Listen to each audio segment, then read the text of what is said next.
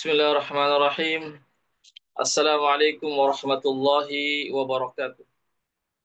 Alhamdulillahi rabbil alamin. Wassalatu wassalamu ala rasulihil amin. Wa ala alihi wa sahbihi wa sallim. Amma ba'd. Ikhwatal Islam rahimakumullah. Para peserta kajian Tazkiyatun Nufus yang dirahmati Allah. Pertama-tama kita senantiasa memuji Allah Subhanahu wa taala dan bersyukur kepadanya atas segala limpahan rahmat dan hidayahnya sehingga kita dapat berkumpul kembali di ruang Zoom ini dalam program kajian Tazkiyatun Nufus atau penyucian jiwa.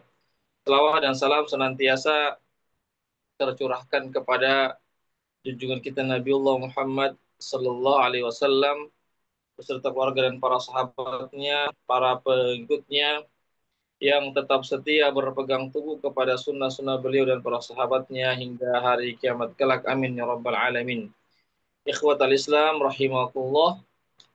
Sebagaimana biasa kita mengkaji lagi melanjutkan kajian kitab kita dari kitab Mukhtasar Minhajul Qasidin yang ditulis oleh Al-Imam Ibnu Qudamah Al-Maqdisi rahimahullahu taala. Ikhwatal Islam rahimakumullah. Kita sampai pada pembahasan yaitu bertemu atau seseorang yang bertemu dengan atau yang berbaur dengan para pejabat yang zolim atau para penguasa yang zolim. Sebagaimana yang sudah kami sebutkan pada pertemuan yang lalu, bahwasanya ada tiga keadaan yang mana seseorang itu berbaur dengan para pemimpin atau para pejabat yang zolim. Ada tiga keadaan. Keadaan yang pertama sudah kami jelaskan pada pertemuan yang lalu, yaitu seseorang yang sengaja menemui para penguasa atau pejabat yang zolim. Jadi dia sengaja berbaur, dia merasa senang, ia berbaur dengan para penguasa yang zolim. Ini adalah keadaan yang paling buruk, ya paling jelek. Ya, bagaimana yang sudah kami jelaskan penjelasannya pada pertemuan yang lalu. Keadaan yang kedua yang akan kita bahas pada hari ini dan juga keadaan yang ketiga, ya yang kedua adalah para penguasa atau penguasa itu yang zolim itu yang menemui kita. Ya, jadi yang jadi yang jadi yang menemui kita adalah para penguasa atau para pemimpin yang zolim. Ya, seandainya mereka datang menemui kita, ya, atau menemui misalnya para ulama misalnya didatangi, dikunjungi misalnya kediamannya para ulama, ini bagaimana kondisinya ini? Bagaimana keadaan ini? Maka disebutkan di sini an yadkhula alaihi sultanu zaira, yaitu keadaan di mana sultan atau penguasa itu menemui sang ulama, ya, atau menziarahi sang ulama, ya. Maka bagaimana sikapnya sang ulama tatkala dikunjungi oleh seorang penguasa, ya, atau penguasa yang zolim misalnya? Maka disebutkan dalam kitab ini fajawabus salami la budda minhum, maka menjawab salam dari penguasa yang zolim itu harus dilakukan. Artinya seandainya kita dikunjungi oleh penguasa yang zolim atau pejabat yang zolim atau ulama yang dikunjungi oleh raja yang zolim, penguasa yang zolim atau pejabat yang zolim, lalu mereka memberikan salam, yang mengucapkan salam kepada kita, maka kita berkewajiban untuk menjawab salamnya. Ya, maka kita berkewajiban untuk menjawab salamnya. Kenapa? Karena dia adalah seorang muslim. Ya, sebagaimana hadis Rasulullah Shallallahu alaihi wasallam, hakul muslim 'alal muslim khamsun. Hak muslim atas muslim yang lainnya ada 5. Di antaranya adalah idza sallama alaik, ya, apabila engkau bertemu dengannya, maka berikanlah salam kepadanya. Ya, jadi memberikan salam pada seorang muslim dan menjawab salam, khususnya menjawab salam itu adalah satu keharusan yang harus dilakukan oleh seorang muslim. Meskipun penguasa itu adalah penguasa yang zolim, pejabat yang zolim, tapi selama dia muslim dan dia memberikan salam kepada kita atau kepada ulama, maka ulama tersebut wajib untuk menjawab salamnya. Wa ammal qiyam wal ikram fala yahrum muqabalatu lahu ala ikramihi. Adapun berdiri ya menyambut kedatangannya dan memuliakannya, maka tidak diharamkan kita membalas ya membalas apa namanya dengan berdiri dan menyambutnya dan memuliakannya. Karena apa? Karena raja yang atau penguasa yang zalim itu datang kepada kita sebagai bentuk pemuliaan kepada kita atau kepada sang ulama. Jadi kita harus balas karena dia sudah mendatangi kita, menziarahi seorang ulama misalnya, dan dia sudah memberikan salam, ya memuliakan ulama, maka para ulama juga harus memuliakan penguasanya yang mendatanginya. Jadi harus dibalas kebaikan dengan kebaikan, ya membalas pemuliaan dengan bentuk pemuliaan juga. Ya, ya, ikhwatal Islam, a'azakullah. Ya, jadi karena penguasa itu ya dia dengan apanya dengan dia mengunjungi para ulama berarti dia memuliakan ulama, memuliakan agama, memuliakan ilmu agama yang dimiliki oleh para ulama itu, maka pemuliaan terhadap agama, terhadap ilmu itu harus juga berhak untuk kita puji. Ya, jadi kalau ada ulama ya yang atau ada penguasa atau pemimpin yang mendatangi para ulama, maka kita harus ya puji ya puji perbuatannya karena apa namanya penguasa ini telah memuliakan para ulama, telah memuliakan orang-orang yang memiliki agama. Ikhwatal Islam, azakullah. Ya. Dan apabila seorang sultan itu atau seorang pemimpin itu dia sendirian mendatangi kita atau mendatangi sang ulama, ya maka jika ya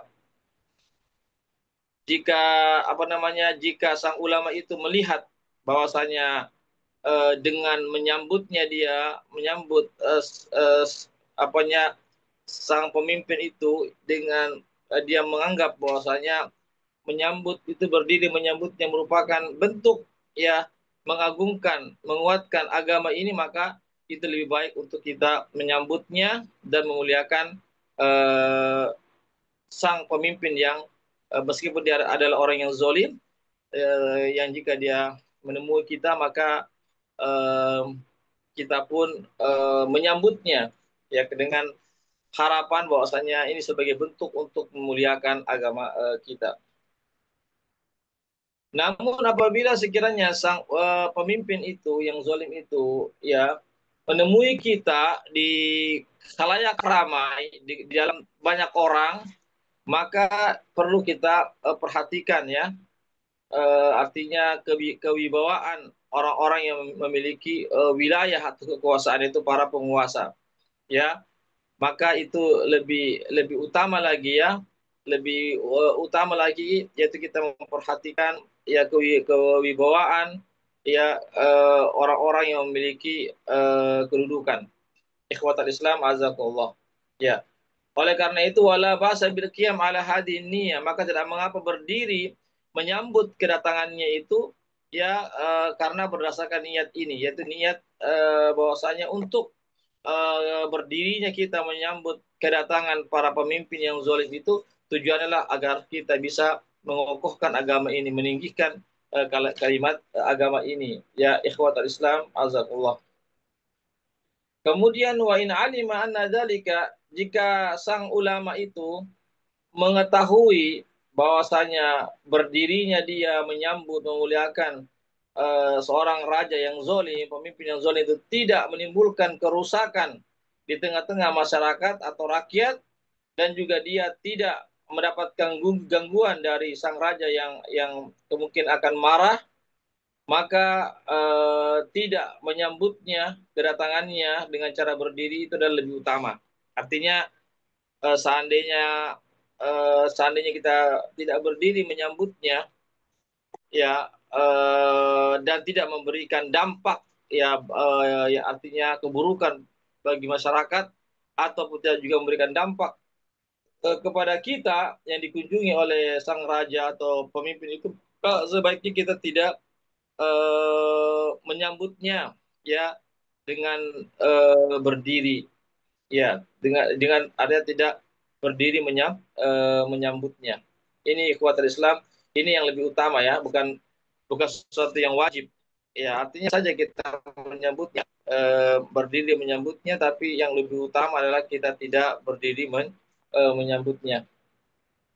Kemudian diwajibkan kepada sang ulama itu, ya, jika dia ditemui oleh sang raja atau pemimpin yang zalim, maka dia harus wajib memberikan nasihat, yang memberikan nasihat kepada sang pemimpin itu. Dan juga harus dia eh, memberikan pengetahuan, ya, atau memberitahukan kepada penguasa itu tentang diharamkannya apa yang dia lakukan, ya, apa yang dia lakukan dari perkara-perkara yang dia tidak mengetahui bahwasanya itu adalah sesuatu yang diharamkan. Ya, jadi kita ingatkan para penguasa bahwasanya ada perkara-perkara yang dia lakukan itu sesuatu yang diharamkan dan dia tidak tahu hukumnya. Ya, boleh jadi dia tidak tahu hukumnya, maka kita sebagai sang ulama harus memberikan pengetahuan kepada, mengajarkan ilmu, menyampaikan ilmu kepada mereka. Ya, ikhwatal Islam, azakullah. Ya, adapun orang yang, ya, adapun orang yang apa namanya, yang terang-terangan, ya, melakukan kezoliman dan minuman keras, ya, ikhwatal Islam, azakullah, maka kita berkewajiban untuk memberikan rasa takut kepada mereka dari mengerjakan kemaksiatan, dari mengerjakan segala kemaksiatan. Jadi harus kita berikan dia namanya warning, kita berikan dia ayat-ayat Al-Quran dan hadis-hadis Nabi tentang bahayanya orang-orang yang berbuat kezoliman, ya, berbuat kezoliman. Ikhwatal Islam, a'azzakumullah. Jadi selama kita mengetahui bahwasanya nasihat itu, ya, memberikan rasa takut kepada penguasa itu dapat memberikan manfaat baginya, dapat diterima oleh hatinya, maka hendaklah kita mengajak mereka, mengajarkan mereka kepada jalan-jalan petunjuk. Ikhwatul Islam, azakullah. Kemudian yang berikutnya, keadaan yang ketiga adalah seseorang yang meninggalkan para ulama, para penguasa yang zolim. Dia tidak mau melihat para penguasa yang zolim, para pejabat yang zolim. Begitu juga para pejabat juga tidak melihat orang-orang yang menjauhkan diri dari para penguasa. Ya. Dan jika ini seseorang melakukan hal ini atau ulama yang melakukan hal ini, maka dia selamat. Karena apa? Dia terhindar dari pengaruh-pengaruh penguasa yang zolim, dia tidak ikut dibujuk rayuan dan seterusnya, ya, maka ini adalah keadaan yang selamat, itu beruzlah, yaitu mengasingkan diri dari para penguasa yang zolim. Ya, ikhwatal Islam, azakullah. Tapi seseorang itu harus wajib membenci mereka karena kezolimannya. Jadi meskipun kita berpisah dari mereka, ya, tidak berbaur lagi dengan mereka, tapi kita harus meyakini bahwasanya ya, bahwasanya mereka itu adalah orang-orang yang berbuat kezoliman. Ya, jadi kita harus meyakini bahwasanya, ya, eh, ya, bahwasanya kita membenci atas perbuatan yang mereka lakukan, sewenang-wenang kepada rakyat dan seterusnya. fala yuhibbu liqa'ahum. Ya, orang yang berada di keadaan yang ketiga ini juga tidak menyukai untuk berjumpa dengan para raja atau para pemimpin yang zalim. Wala yusni alaihim. Ya, begitu juga ya, seseorang tidak lagi mencintai atau ya tidak lagi memuji ya dan tidak memuji mereka yang melakukan kezaliman ya, wala yastakhbir an ahwali, dan tidak meminta pendapat ya dari apa yang mereka sudah lakukan ya, tidak meminta apa namanya kabar tentang keadaan-keadaan mereka. Wala yaqtarib ilal muttasilina bihim, dan tidak mendekatkan diri kepada orang-orang yang bersama para raja yang zalim itu atau kolega-kolega mereka atau teman-teman sejawat mereka ya. Kita sang sebagai seorang ulama tidak mendekatkan diri kepada mereka. Wala yata'assafu ala ma fatuhu bisababi mufaraqatihim, dan juga tidak merasa menyesal, yang merasa berduka, sedih yang mendalam atas apa yang dia belum apa yang belum didapatkan karena mereka telah artinya telah berpisah dari para pemimpin. Ikhwatal Islam, azakullah.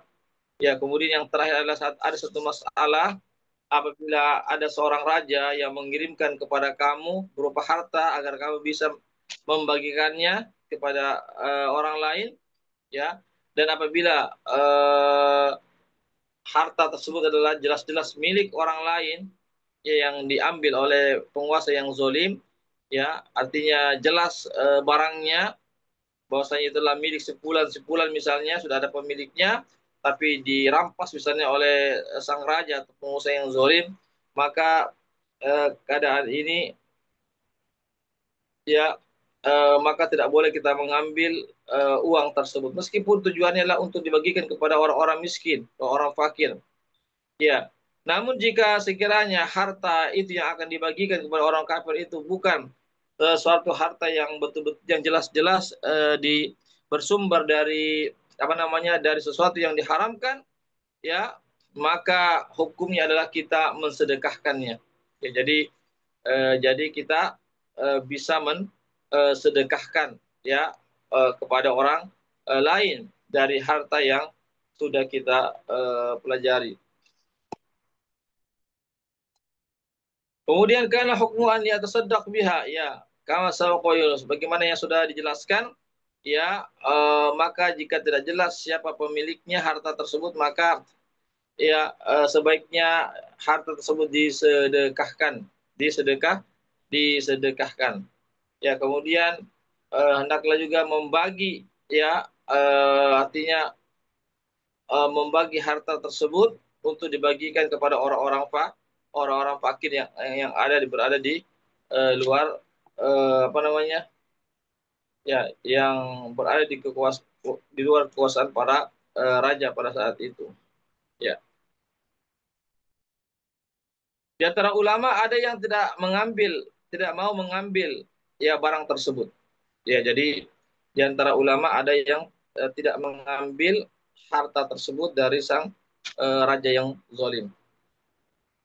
Dan apabila harta sebagian besar harta para raja yang zalim itu artinya ya dari disebutkan diambil dari sesuatu yang diharamkan atau sumber yang diharamkan, maka kita diharamkan juga untuk bermuamalah, bertransaksi dengan uh, orang yang ya yang mencampur adukkan antara harta yang halal dan harta yang haram. Bahkan harta yang haram itu lebih banyak daripada harta yang haram ya. Jadi ya, diharamkan tadi dia bermuamalah dengan mereka. Ya, adapun orang-orang yang zalim atau para pejabat yang zalim, para pemimpin yang zalim misalnya telah membangun jembatan-jembatan, kemudian masjid-masjid dan tempat-tempat pengambilan air ya atau sumur, maka wajib untuk diperhatikan. Ya, maka wajib untuk diperhatikan. Ya, jangan cuma sekedar kita langsung saja mengambil, tapi kita berupaya untuk berusaha dulu untuk mengetahui dari mana sumbernya. Ya, Jika sekiranya barang-barang itu sudah diketahui, ya yang dengannya itu kita dengan yang dengannya itu maka eh, bangunan-bangunan seperti jembatan, masjid, tempat-tempat umum atau fasilitas umum itu ya jika sudah jelas bahwasanya dia miliknya petani ya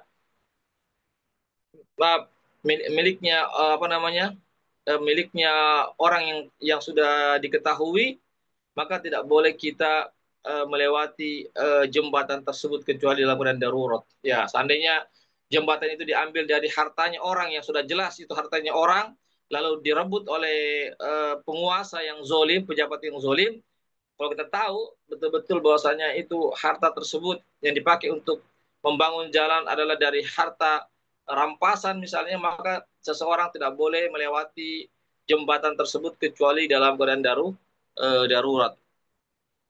Ya.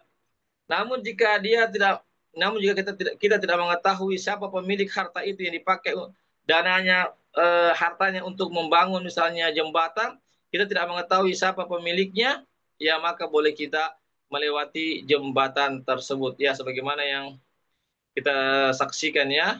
Jadi fasilitas fasilitas umum itu ya selama kita tidak mengetahui siapa pemiliknya dari harta tersebut, maka boleh kita melewati jembatan tersebut yang dibangun meskipun seandainya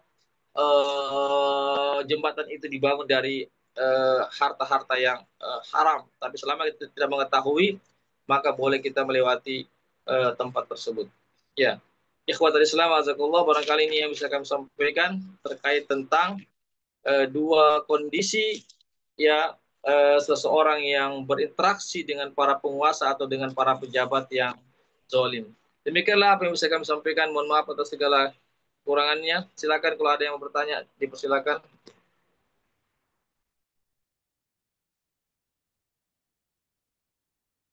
Ya, silakan kalau mau bertanya. Baik, kalau tidak ada kita cukupkan sampai di sini dulu. Mudah-mudahan ada manfaatnya bagi kita semuanya. Insyaallah kita bertemu lagi di lain kesempatan. Barakallahu fikum. Kita akhiri dengan membaca doa penutup majelis. Subhanakallahumma wa bihamdik. Asyhadu an la ilaha illa anta astaghfiruka wa atubu ilaik. Wassalamualaikum warahmatullahi wabarakatuh.